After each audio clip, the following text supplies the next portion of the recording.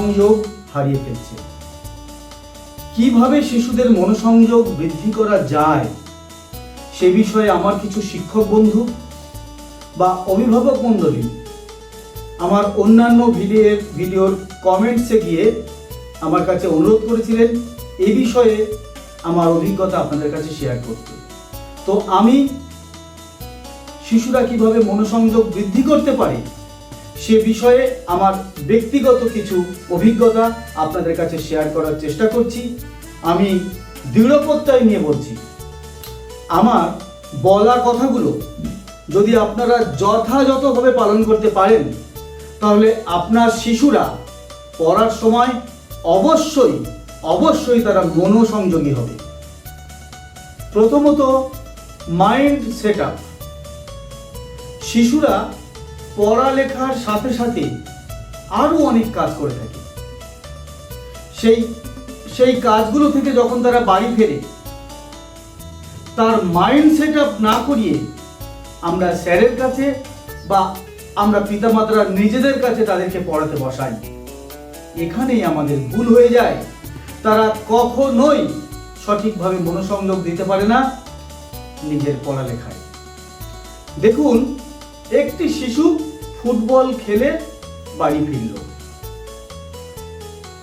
বা একটি শিশু অভিনয় শিখতে গিয়েছিল সেখান থেকে বাড়ি ফিরল, বা একটি শিশু নাচ করে নৃত্য করতে গিয়েছিল সেখান থেকে বাড়ি ফিরল। ফেরার পরে আমরা বাবা মায়েরা তাকে পড়াতে বসালাম। ভুল হচ্ছে আমাদের। সে কখনোই মনোসংযোগ দিতে পারবে না তার পড়াশোনায়। কি করবেন? প্রথমে তাকে হাত পা চোখ মুখ ধোয়ালেন, টেবিলে বসালেন, পড়ার বিষয়ে নিয়ে আপনি আলোচনা করলেন, পেন পেন্সিল বই খাতা এগুলো টেবিলে রাখতে বললেন, যদি প্রয়োজন হয় তাকে খাবার দিলেন, তারপর ধীরে ধীরে পড়তে বসার দিকে তাকে এগিয়ে দিলেন। তাহলে অবশ্যই সে মনোসংযোগী হতে পারবে, কারণ পড়াশোনার জন্য তার মাইন্ড সেটআপ আপনি করে নিয়েছেন। কিন্তু মাইন্ড সেটআপ যদি না করে নেন তাহলে কিন্তু আপনার শিশু পড়ালেখায় মনোসংযোগ দিতে পারবে না, কারণ তার মনে সেই আগের উত্তেজনামূলক বিষয়গুলো ভাসছে। ফুটবল খেলায় কি হয়েছিল ইন্টারেস্টিং বিষয় সেটা তার মনে আসছে। এক্সাইটমেন্ট মূলক কি ঘটেছিল আমার অ্যাক্টিং ক্লাসে সেটা তার মাথায় আসছে। আমার নৃত্য ক্লাসে কি অ্যাট্রাকটিভ ঘটনা ঘটেছিল সেগুলো তার মাথায় এখনো রয়েছে। যদি এই বিষয়গুলো অর্থাৎ আগের বিষয়গুলো যদি তার মাথা থেকে সরিয়ে না ফেলতে পারেন এবং পড়াশোনার জন্য তার মাইন্ড সেটআপ না করতে পারেন তাহলে কিন্তু আপনার শিশু মনোসংযোগ দিতে পারবে না পড়ালেখায়। ঘুম একটি অতি গুরুত্বপূর্ণ বিষয়। একটি শিশু যদি পূর্ণ ঘুমের পর সে যদি পড়তে বসে সে অবশ্যই মনোসংযোগী হবে এবং সহজে তার পড়ালেখা মুখস্থ হতে বাধ্য। কিন্তু আমরা অনেক সময় ভুল করে ফেলি, তার ঘুমের ব্যাঘাত ঘটিয়ে ফেলি।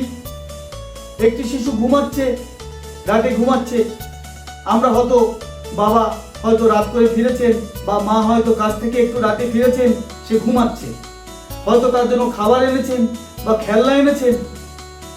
আমরা তাকে ঘুমের থেকে তুলে তাকে নিজের আনন্দের জন্য তাকে ওই খাবার খাওয়ালাম বা খেলনাটি দিলাম।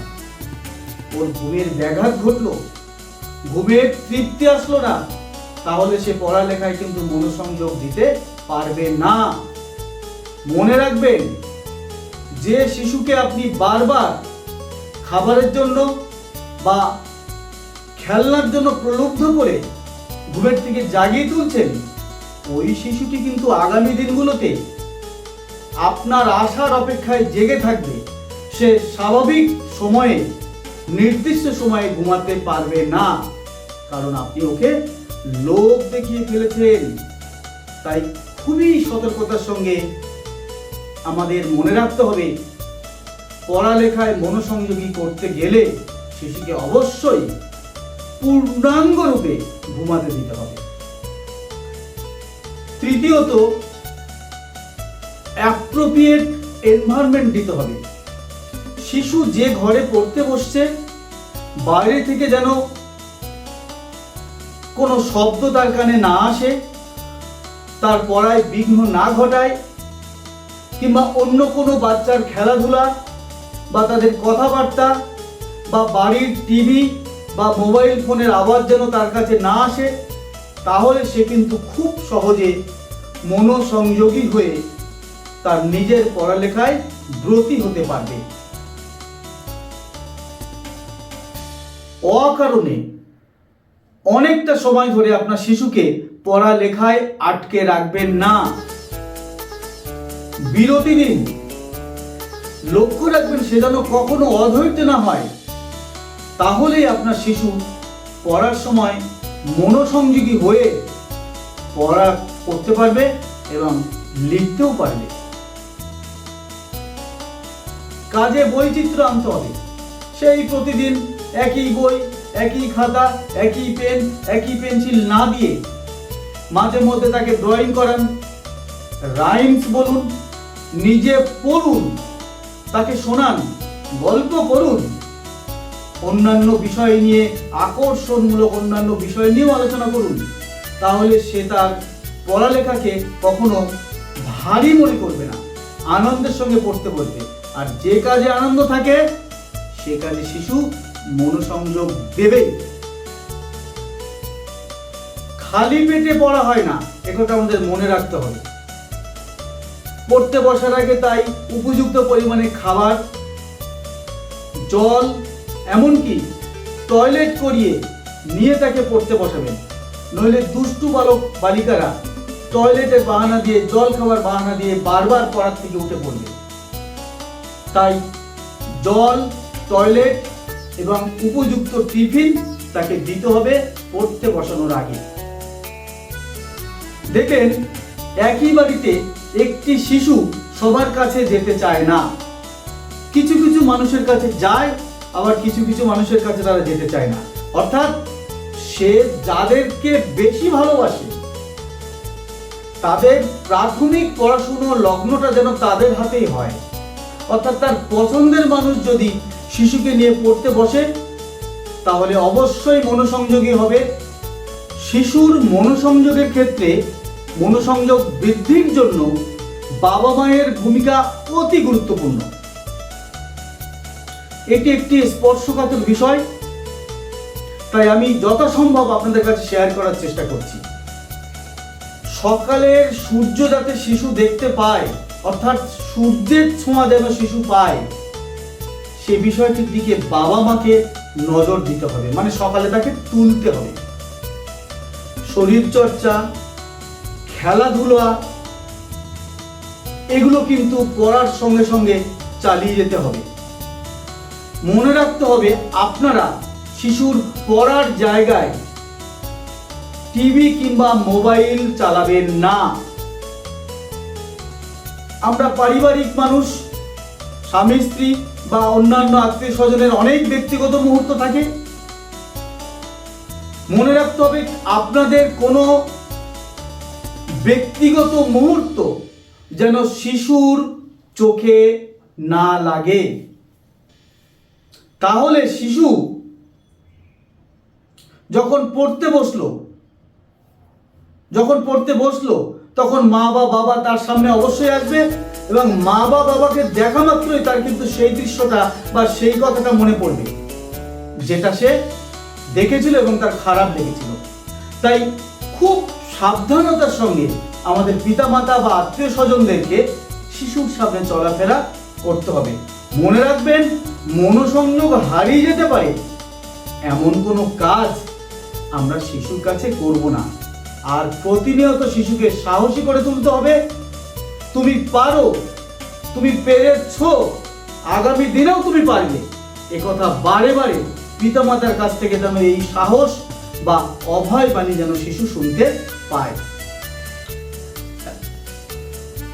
আমি এখন কিছু টোটকা বা অন্যান্য কিছু পয়েন্টস বলবো, যেগুলো মানলে আপনার শিশুর ভালো হতে বাধ্য।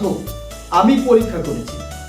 যেমন একটি শিশুর যদি হাতে হস্তরেখায় বুধ, চন্দ্র, বৃহস্পতি ভালো থাকে, তাহলে তার মনোসংযোগ বৃদ্ধি হতে পারে। মনে রাখবেন, চন্দ্র মনের উন্নতি ঘটায়, বুধ বুদ্ধির যোগান দেয়, বৃহস্পতি জ্ঞান ধারণ করে। তো এই বিষয়গুলো আপনাদের মনে রাখতে হবে।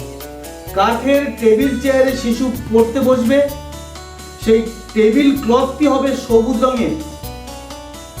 তার জলের বোতল, টিফিন বক্স, পেন, পেন্সিল যদি সবুজ রঙের হয়, তাহলে শিশু অবশ্যই বেশি মনোযোগী হতে পারবে। এছাড়া পড়ার সময় শিশু যদি হলুদ জামা পরে, সাদা জামা পরে বা হালকা সবুজ জামা পরে, তাহলে কিন্তু শিশু মনোসংযোগ বাড়তে বাধ্য।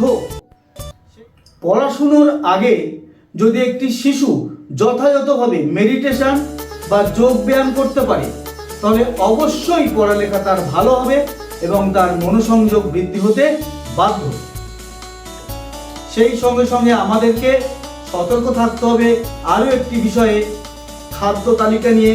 সাধারণ খাবারের সঙ্গে সঙ্গে ডিম, মধু, দুধ, খেজুর, বাদাম, কলা, এই খাবারগুলো যেন শিশু প্রতিনিয়ত পায়, এই দিকগুলো নজর রাখতে হবে।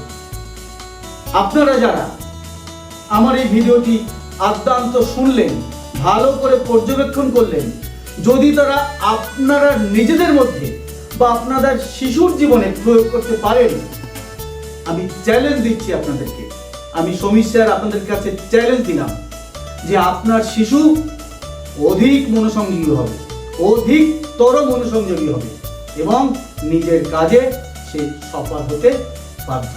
ধন্যবাদ।